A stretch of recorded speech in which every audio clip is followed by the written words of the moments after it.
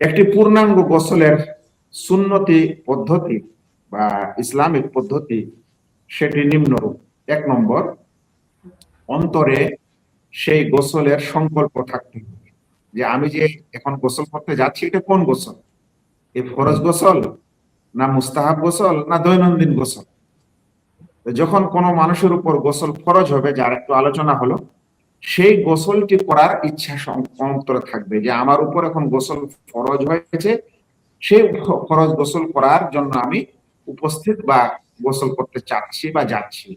এটা 1 নম্বর, এটাকে বলা হয় ফরজ গোসলের নিয়ত বা সংকল্প অন্তরে থাকা। অতঃপর সে বলবে বিসমিল্লাহ এবং তার এই কবজি পর্যন্ত 2 হাতকে 3 বার ধুয়ে নিবে, কবজি পর্যন্ত। এটা ধোয়ার সময় যদি পানির পাত্র যেমন বালতি ইত্যাদি হয় তাহলে ভিতরে হাত ঢুকাবে না, কাঁধ করে পানি নিবে, কাঁধ করে নেওয়ার পর এই কবজি পর্যন্ত হাত প্রথমে আগে ধুয়ে নেবে।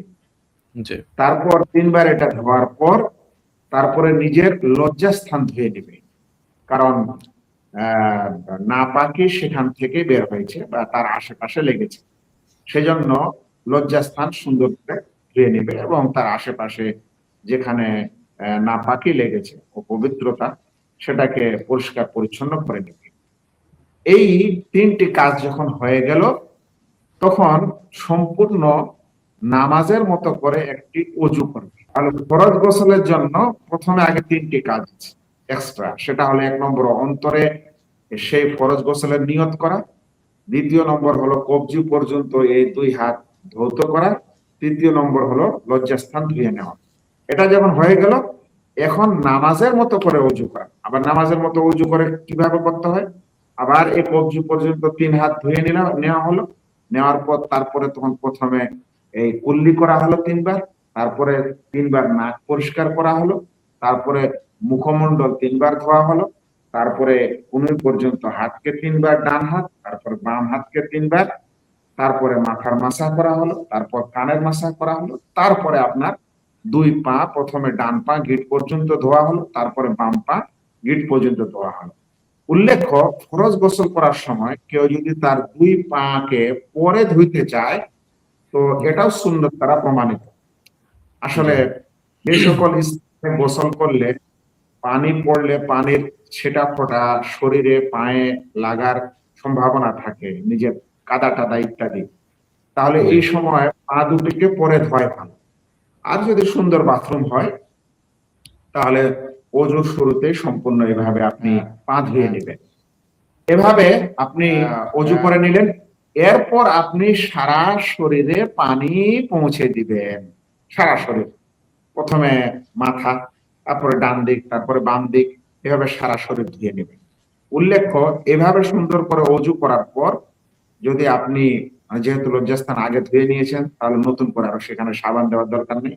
আপনি শরীরের বিভিন্ন স্থানে সাবান টাবান লাগিয়ে গোসল করবেন, আপনার হাত যেন লজ্জাস্থানে না যায়।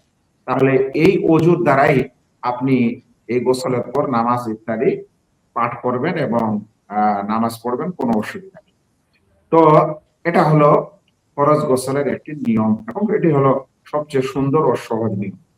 উল্লেখ্য, যদি মহিলা হায়েজ থেকে পবিত্র হয় কিংবা নেফাস থেকে পবিত্র হয় তাহলে তারা নিজের মাথার চুল টুল ইত্যাদি সবকিছু খুলে পরিষ্কার করে গোসল করবে। কিন্তু যদি জানাবাতের গোসল হয়, বীর্যপাতের গোসল হয়, তাহলে ওলামারা একটু পার্থক্য করে বলছেন যে যদি সে বেনি ও তার মাথার খোপা নাও খুলে আর ভিতরে আঙ্গুল দিয়ে বা ইত্যাদি দিয়ে পানি ঢুকিয়ে দিতে পারে তাহলে ততটুকুই যথেষ্ট হয়ে যাবে। তারপরে বাকি শরীরে সে ওইভাবে গোসল করবে যেভাবে এই গোসলের পদ্ধতি আপনাদের সামনে বলা হয়। উল্লেখ্য, এই গোসল করার সময় শরীরের গোপনাঙ্গ যেমন ধরেন যে কানের পিছনের অংশ, বগল, তারপরে ধরেন যে হাঁটুর নিচে, এই সকল জায়গাগুলিকে বিশেষ করে খেয়াল করে গোসল করা উচিত যেন সম্পূর্ণরূপে পানি পৌঁছে যায়। এটি আমাদের ইসলামের একটি সৌন্দর্যতার যে একটি এমন ধর্ম যে ধর্মের একটি বিশেষ বিধান ও কালচার ও সভ্যতা হচ্ছে যে এরকম অবস্থা হলে তাদের উপর গোসল জরুরি হয়, আর এমন জরুরি হয় যে সেটা যদি মানে কোনো কারণে যদি পানি না পাওয়া যায় তাহলে তাকে মাটি দিয়ে পবিত্র হতে হবে, কিন্তু তাও হতে হবে। এর জি। চাইতে সুন্দর বিধান আর কি হতে